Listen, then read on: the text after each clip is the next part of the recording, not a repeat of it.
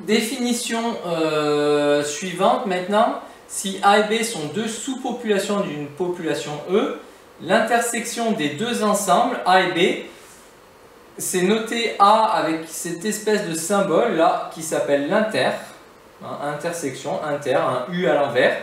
C'est l'ensemble des éléments qui appartiennent à la fois à A et à B. Donc le diagramme de Venn qui illustre ça, vous avez une population E, deux sous-ensembles, l'ensemble A et l'ensemble B. Ce qu'on va appeler l'intersection entre les deux, c'est la partie commune, c'est-à-dire tous les éléments qui sont et dans A et dans B simultanément. À ne pas confondre avec l'union des deux ensembles A et B, notez A union U, notez A UB, c'est l'ensemble des éléments qui sont soit dans A, soit dans B, ou éventuellement dans les deux. C'est les petites remarques que vous avez ici. A inter B, donc ça se lit A inter B. A union B, ça se lit A union B. Bah, ça, je vous l'ai lu de toute façon. Et attention au petit piège, c'est que le OU est dit inclusif. C'est-à-dire que les éléments appartiennent soit à A, mais pas à B, soit à B, mais pas à A, soit aux deux. En général, vous, le OU que vous utilisez dans le langage courant, c'est le OU exclusif. Quand vous allez dire « je vais travailler les maths ou le français », ça sous-entend soit les maths, soit le français, mais pas les deux. Alors que le OU mathématique, c'est un OU inclusif. Quand vous dites qu'un élément est dans A union B, ça veut dire qu'il est peut-être que dans A, qu'il est peut-être que dans B, mais il peut aussi très bien être dans les deux. Ce qui veut dire, si vous m'avez suivi, que l'intersection est inclue dans l'union.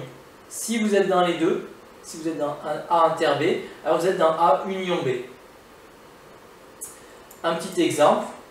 Dans l'ensemble E de la population française, si j'appelle A l'ensemble des jeunes françaises âgées de 16 ans, hommes et femmes confondus, et B l'ensemble des femmes françaises, alors A inter B, c'est tous ceux qui seront dans les deux.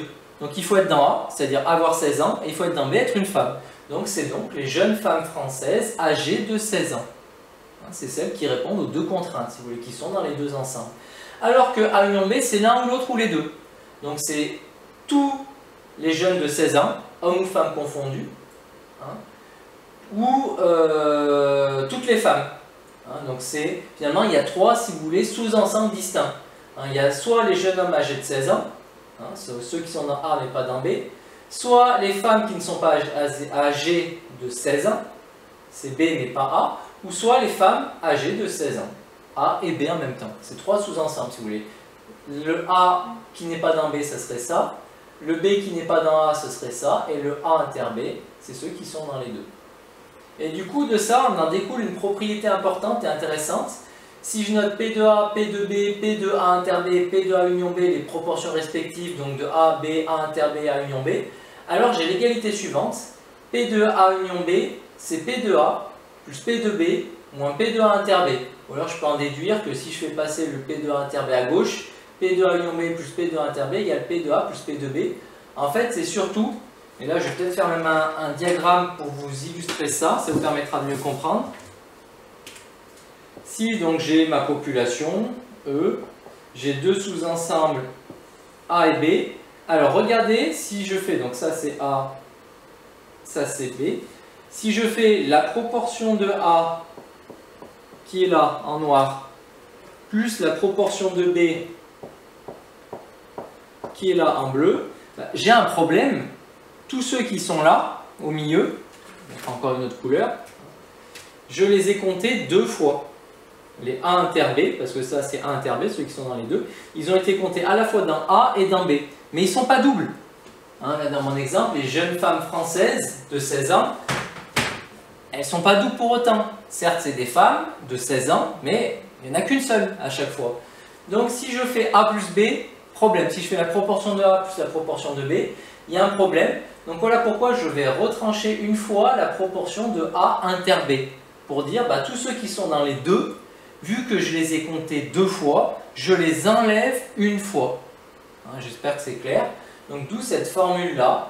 P de A union B, la proportion de A union B, c'est la proportion de A plus la proportion de B moins la proportion de ceux qui sont dans les deux pour ne pas les avoir comptés deux fois. Donc avec l'exemple, les jeunes femmes âgées de 16 ans représentaient 0,62% de la population française au 1er janvier. Donc je sais que la proportion de 16 ans c'est 0,0127, que la proportion de femmes c'est 0,5158 et que la proportion de femmes de 16 ans, c'est 0,062. Du coup, si je veux la proportion des femmes donc c'est B, ou des personnes de 16 ans, je dois faire la proportion des personnes de 16 ans plus la proportion des femmes, mais je dois retrancher les femmes qui ont 16 ans, sinon je les ai comptées 2 fois. Donc après je fais mon calcul, et ce que j'obtiens c'est l'ensemble des Français âgés de 16 ans ou étant une femme, donc 52,23% de la population. Propriété suivante, donc ça c'est une propriété importante et qu'on retrouvera en probabilité. Cette formule-là, qu'on voit avec des proportions, ce sera exactement la même, elle sera identique quand on parlera des probabilités des événements A et B. On aura exactement la même formule. D'où l'intérêt de bien la maîtriser dès maintenant. Comme je vous l'ai expliqué, A inter B, c'est un sous-ensemble de A union B. Si vous êtes dans l'intersection, vous êtes forcément inclus dans l'union. Maintenant, on peut passer à la propriété suivante. Si A et B sont deux sous-populations d'une population E telle que A est incluse dans B et B est incluse dans E, si P est la proportion de A dans B et P' la proportion de B dans E, alors la proportion de A dans E, c'est le produit des deux proportions. C'est-à-dire vous avez l'effectif de la population grand E, vous avez la proportion de B dans E, qu'on appelle P', vous avez la proportion de A dans B, qu'on appelle P. Alors la proportion de A par rapport à la population de départ E, c'est le produit des deux proportions. Propriété qui n'a pas l'air très claire vue comme ça, mais vous allez voir qu'un exemple, c'est quand même assez intuitif. Si dans l'ensemble E de la population française, je note A', l'ensemble des jeunes françaises âgées de moins de 16 ans, et B, l'ensemble des femmes françaises, si je veux déterminer la proportion des jeunes femmes âgées de moins de 16 ans, donc c'est 19,63% de la proportion féminine. Donc je connais la proportion des femmes de moins de 16 ans par rapport aux femmes. Je connais la proportion des femmes par rapport à la population. Du coup, si je veux la proportion des femmes âgées de moins de 16 ans par rapport à la population globale, je fais la proportion des femmes multiplié par la proportion, oui, ça me paraissait important, mais c'est les femmes cette fois-ci, non pas âgées de 16 ans, mais de moins de 16 ans.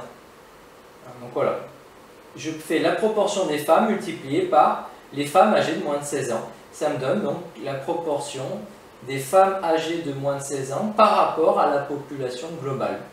Donc je répète, si vous savez que 51,58% des personnes sont des femmes, si vous savez que parmi les femmes, 19,63% ont moins de 16 ans.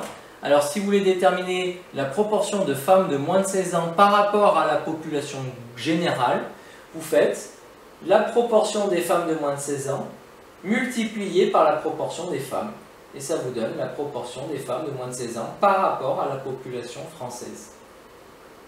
Donc et après je multiplie par 100 si je veux avoir un pourcentage pour que ce soit plus significatif, en tout cas plus parlant. Voilà, j'espère que cet exemple vous aura éclairé sur la notion de proportion de proportion. Les proportions de proportion, en gros, on va les multiplier entre elles pour avoir justement la proportion du sous-ensemble par rapport à la population globale.